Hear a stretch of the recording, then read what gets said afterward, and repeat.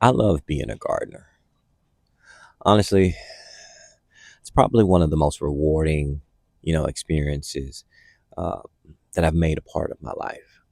I don't know if it's the cultivation of life in my hands or what, or the peace that comes from it, but I truly love growing.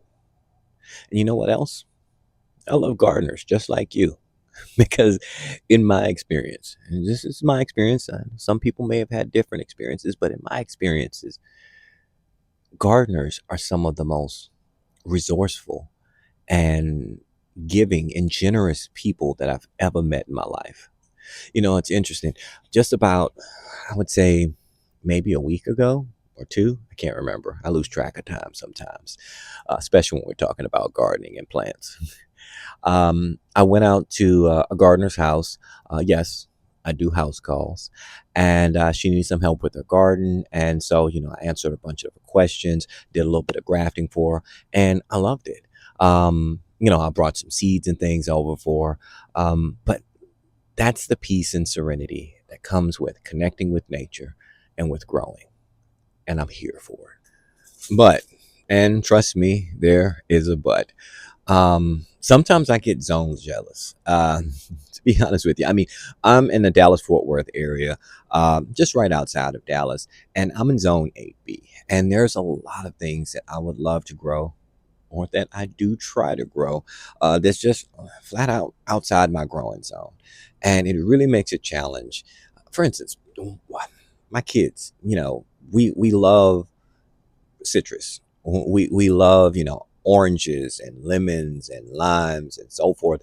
And there's a lot of things that I unfortunately can't grow because of how cold it gets here. Even though it's brief in Dallas, how cold it gets here, it makes it a challenge trying to grow those things. Now, of course, yes, there's cold tolerant versions of just about everything that I just listed. But I mean, I don't want the cold tolerant versions. Like for instance, I want to bite into a blood orange. And unfortunately, blood oranges, they can't survive our winters out here in Dallas. So, this is one of those instances where it's like, I get zone jealous. Like my friend Chai Ming, she is in the LAX area, and there's so many things that she can grow that I'm jealous of. I'm jealous of you. But nonetheless, um, that's the challenge. So what do, right? So for sure, this is one of those instances where problem solving has to step into the equation. For sure, of course. I bring plants inside. I'm no stranger to that at all. But unfortunately, that gets old really fast because I'm one of those gardeners. I'm one of those ambitious gardeners, and you may be too, that is always expanding the garden. I mean, right now, I am growing moringa trees, and they are over 11 feet tall in containers, mind you. And that's a subtropical tree. It's not a tree that actually grows in our zone at all. But I do love my moringa powder. So, with that being said, I need a greenhouse. But trust me when I say having a permanent greenhouse in the Dallas Fort Worth area, it's not practical. Trust me, I know because I've built my own greenhouse before. This is my current greenhouse that I built last year. This was all built out of reclaimed lumber and polypropylene. It took me about a year to complete. The reason being is because I'm a husband, I'm a father, I have a job, and then of course I'm constantly growing and I have multiple things to do on my honey-do list. So it took me a little while to construct it. And now, with that being said, 90% of the year, I can't use it. Honestly, this greenhouse gets so hot in here. What I usually end up doing is just using this for storage for excess pots and so forth. So, this is valuable real estate that I could be doing other things with. And that's why a temporary greenhouse makes a lot more practical sense. And so, with that being said, the makers over at Owl Paddleboards sent me their HAVN inflatable greenhouse. And I have to say, I'm in love with it right now. Now, full disclosure, this greenhouse was provided to me 100% free, just in exchange for a couple of videos giving my full review and opinion on how I feel about the HAVN. But I got to be honest with you, I love this thing. And now the reason being is because of its practical nature. I mean, in all earnest, this is something that I can easily pop up and put in my garden and save all of my plants from the winter, but it's not an eyesore. Because I'm going to be honest with you, I know you guys have probably already seen or maybe have some of the pop-up greenhouses, right? In my opinion, those things are very flimsy, and plus kind of a little bit of an eyesore. But with the Haven, I mean, this thing is attractive. You know, with that being said, let's go take a look inside. Come check this out. So, all right, first impressions. What do you think? I mean, as soon as we come in, it's nice, right? Well, let me show you my plants though. All right, I told you before about my problem with citrus, right? Well, this is actually my blood orange tree right here. Now, see, this blood orange can't handle anything below about 40 degrees or so. But as long as it's in this greenhouse, I can grow it. I'm actually contemplating taking this blood orange out of its container and actually planting it right down in the ground of the greenhouse here. Because when I'm done with the greenhouse for the season, I can take and deflate and put this whole thing away, and our blood orange can keep on growing. All right, now here's another thought, okay? We're gardeners, right? We love growing our tomatoes every single year. But what if you could have tomatoes throughout the year? See, my daughter, she loves her tomatoes, and my son, he's starting to like his tomatoes too. So, with that being said, I want to have a continuous supply of tomatoes. Now that's a possibility. All right, but now let's get into the brass tacks of things, okay? So, what I'm going to do now is explain some of the features, highlights, and even the construction of how you put together your very own Haven inflatable greenhouse. So, the first and most important step is my daughter and I had to figure out exactly where we were going to place our Haven inflatable greenhouse. Because when it comes to a greenhouse, you know, I always say that knowing exactly where the sun rises and falls is really going to be pivotal when you're trying to utilize as much sun as possible. But I mean, we do have the luxury of this being a portable inflatable greenhouse, so we can relocate it if we needed to. But I mean, right out the gates, we wanted to really like swing for the fences. So once we figured out our location, and that's another thing I have to mention. If you haven't seen my content before, then you don't know the challenge and the problem solving that I face. Because in my 1 acre property, I have an expansive tree canopy. I mean, trees from mesquite to oak, junipers, pecan trees. I mean, you name it, I have it out here. But I do love it because having all these trees invites all of the animals, and I love that connection to nature. So with that being said, I'm not going to try to cut down a lot of my trees, and I just have to be a creative and crafty gardener and work around them. There you go. Take it out. Boom.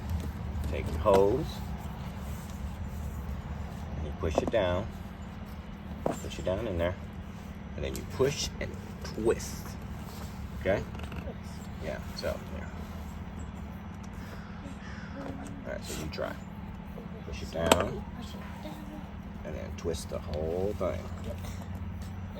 There you go. Alright, now this. Alright, so hit switch to battery. Press Alright, start. now press down. And you want it to say, press down here.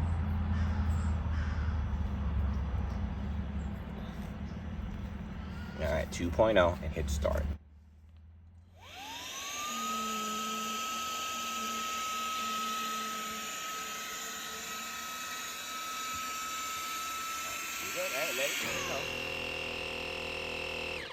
Now it's done. Now switch it off.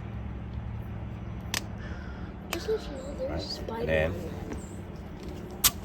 boom. Hey. Put that in.